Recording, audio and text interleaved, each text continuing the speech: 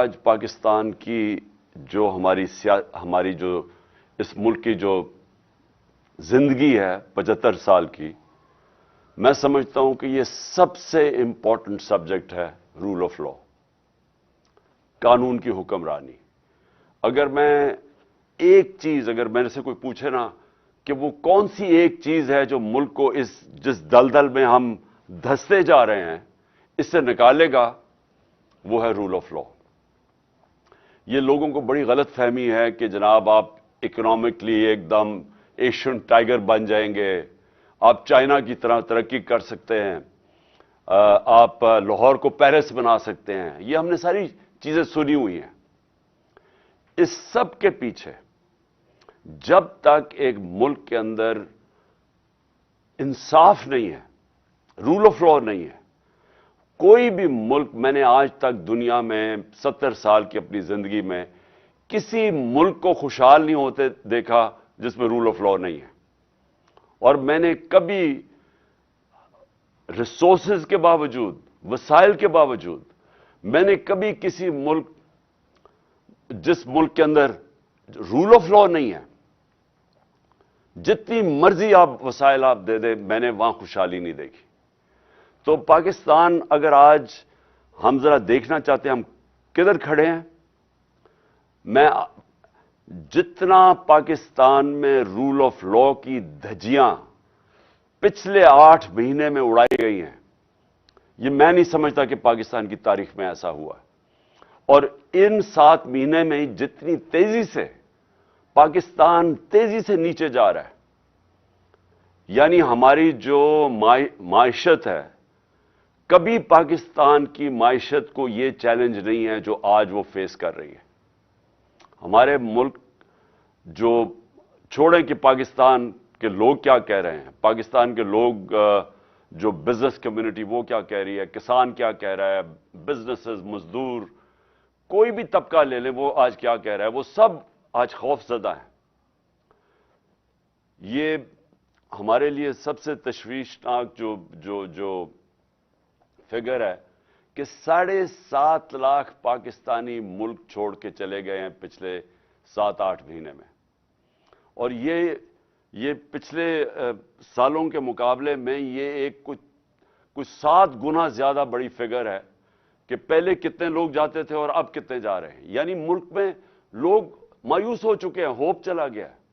یہ جو 7 مہینے میں پاکستان سے ہوا ہے، اور کیا ہوا ہے، جنگل کا قانون ہوا ہے پاکستان میں۔ اور میں، کیونکہ ریسپیکٹڈ لائرز بیٹھے ہوئے میرے سامنے، میں آپ سب کے لیے یہ کہنا چاہتا ہوں کہ یہ آپ کی سب سے بڑی ذمہ داری ہے آج، کیونکہ رول آف لا کو اپ ہولڈ کرتا ہے پاکستان کی لیگل کمیونٹی، جوڈیشری اور وکیل۔ صرف آپ ایک چیز دیکھ لیں کہ جس طرح وہ لوگ جن کے اوپر پرانے کیسز کرپشن کے بنے ہوئے تھے، ہمارے دور کے نہیں بنے ہوئے تھے کیسز، ہمارے دور میں تو صرف ایک ٹی کیس تھا شہباز شریف کے اوپر، اور ایک ایف آئی اے میں جو اس نے نوکروں کے نام پہ ان کو اور ان کے بچوں نے 16 ارب روپے کے نوکروں کے نام پہ پیسے لیے تھے اور وہ پھر ہضم کر لیے تھے۔ اور وہ جو ٹی کا کیس ہے کہ جدھر یہ پیسے جمع کرتے تھے اور ماڈل ٹاؤن سے پھر پولیس اسکورٹ میں وہ گاڑی کو وہ حوالہ ہنڈی پہنچایا جاتا تھا، ادھر سے پیسے باہر بھیج دیے جاتے تھے، اور جب باہر سے منگواتے تھے تو یہ وہ لوگ، کبھی چینی والا تو کوئی پاپڑ والا، اور اس طرح کے لوگوں کے نام پہ پیسے واپس لے کے آئے، اور وہ جب ضرورت پڑے باقی پیسہ باہر رکھتے تھے۔ وہی آصف زرداری کا جو فیک بینک اکاؤنٹس کا کیس ہے، ایگزیکٹلی وہ دونوں وہ ایک ہی ہے۔ تو جو دیکھا گیا ہے کہ قانون ملک کے بدلے گئے، اسمبلی نے، نیشنل اسمبلی نے پہلے تو ایک رجیم چینج کروائی گئی ایک سازش کے تحت، اوپن مارکیٹ کے اندر منڈی لگی، الیکشن نہیں آکشن کی وجہ سے ایک آکشن ہوئی جس کے اندر لائلٹیز بدلی گئی، ہارس ٹریڈنگ ہوئی، گورنمنٹ گرائی گئی، اور اس کے بعد پہلا کام انہوں نے یہ کیا، اپنے کرپشن کے کیسز ختم کیے، اور پھر قانون ایسے بنائے گئے کہ ایک ایک بچا، جو ان کے بڑے کرپشن کے سٹالورٹس تھے وہ بچ گئے سارے، اور سارے آپ دیکھ رہے ہیں کہ باری باری सारों की करप्शन केसेस खत्म हो रहे हैं। तो ये तो किसी दुनिया के मुल्क में मैंने ऐसा नहीं देखा। ये तो मैं शायद बनाना रिपब्लिक्स में भी ऐसा ना होता।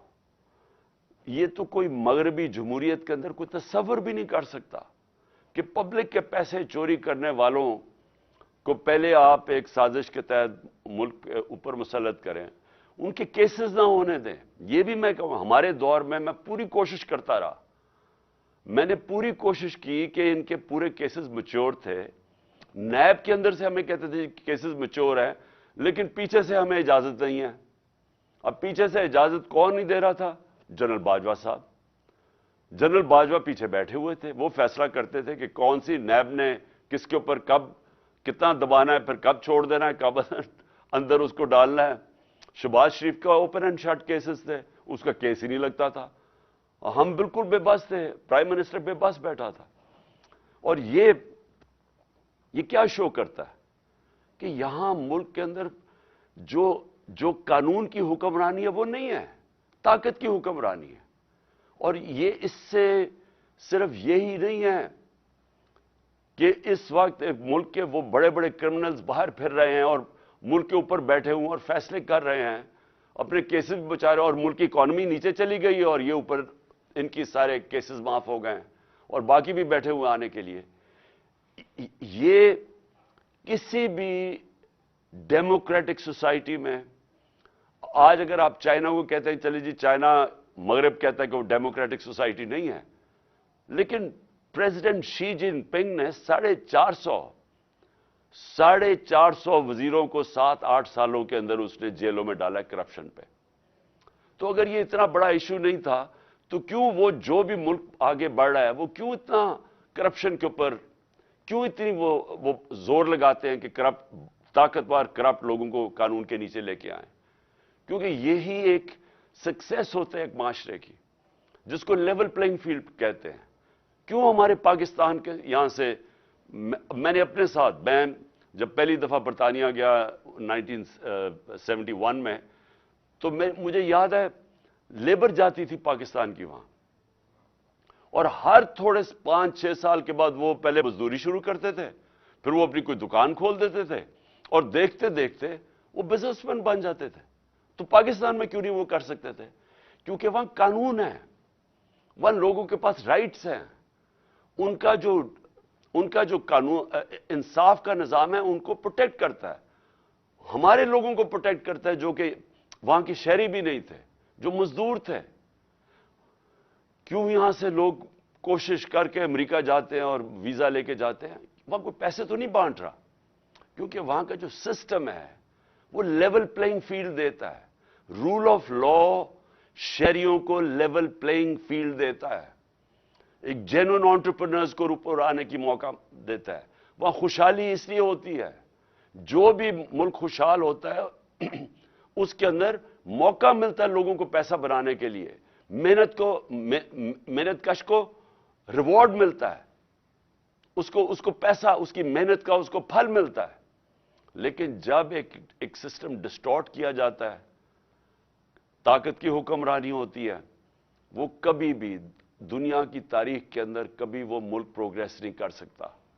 हमारे जो नबी सल्लल्लाहु अलैहि वसल्लम ने मदीना की रियासत में गुर्बत की इंतहा थी शुरू में, लेकिन सबसे पहले रूल ऑफ लॉ कायम किया कि मेरी बेटी भी चोरी करेगी तो सजा मिलेगी। और तुम्हारे से पहले बड़ी कौमें तबाह हुई, जो ताकतवर के लिए एक कानून था और कमजोर के लिए दूसरा था। तो मुझे आज अपनी लीगल कम्युनिटी से अपील करनी है। मैं आपसे ये अपील करता हूं अपने मुल्क की खातिर कि देखिए, आपको अपनी जिम्मेदारी पूरी तरह निभानी पड़ेगी। ये जो पाकिस्तान में हो रहा है, ये जंगल का कानून, ये वो बन गया पाकिस्तान में जंगल का कानून, और आपके सामने हो रहा है कि सारा चोर ऊपर आके बैठ गए हैं। और जो लोग कैंपेन कर रहे थे, यानी मेरी तरह के आदमी जिसने अपनी जिंदगी के 26 साल सिर्फ इंसाफ की तहरीक में लगाए, कि कहता 26 साल से कह रहा था कि अदलिया को आजाद होना चाहिए, जेल में गया उसके लिए। 26 साल से मैं कहता गया कि यहां रूल ऑफ लॉ होना चाहिए। ये जो लोग चोरी करके अपने आप को कानून के ऊपर बैठा देते हैं, या वो کہ جو کوئی ادارہ اپنے آپ کو قانون کے اوپر سمجھتا ہے، یہ کبھی بھی ملک ترقی نہیں کر سکتا۔ اور یہ میں نے پوری میری یہ 26 سال کی یہ میری جدوجہد تھی، اور 3.5 سال جب میں گورنمنٹ میں بیٹھا تھا تب بھی میں اس کے اوپر پورا جدوجہد کرتا گیا۔ جب میں کہتا گیا کہ میں این آر او نہیں دوں گا، این آر او کا مطلب کیا ہے؟ این آر او دینے کا مطلب یہ ہے کہ آپ وہ لوگ جنہوں نے پبلک کا پیسہ چوری کیا ہے، آپ اپنی کرسی بچانے کے لیے، کیونکہ وہ آپ کو بلیک میل کر رہے ہیں، آپ ان کو معافی دے دیں، جو جنرل مشرف نے کیا تھا اور اس بار جنرل باجوہ نے کیا۔ تو یہ اس سے زیادہ ملک سے میں کہتا تھا میں غداری کروں گا اپنی قوم سے کہ اگر میں ان لوگوں کو این آر او دوں گا، جن کو آج این آر او مل گیا، اور آپ کی سب کے سامنے کبھی بھی ایسا نہیں ہوا کہ ایک مارچ کے اندر پاکستان کی اکنامک سروے کی فگرز پڑھ لیں کہ ہر طرح اکنامک گروتھ پاکستان کی 6%، ریکارڈ ہماری ایکسپورٹس تھی، ریکارڈ ٹیکس کلیکشن تھی، ریکارڈ ریمیٹنسز تھی، 4 فصلیں ریکارڈ تھی، کسان خوشحال تھا، سروس سیکٹر آگے جا رہا تھا۔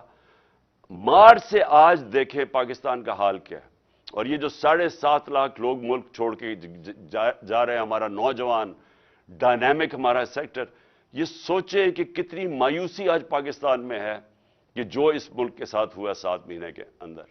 تو میں اس لیے آخر میں پھر سے آپ کو اپیل کرتا ہوں کہ آپ کے اوپر بہت بڑی ذمہ داری ہے۔ یہ جو آنے والے دن ہیں، اس ملک کو آپ کی ضرورت ہے۔ آپ کو ہر طرح کا پریشر ڈالنا چاہیے کہ there are no holy cows.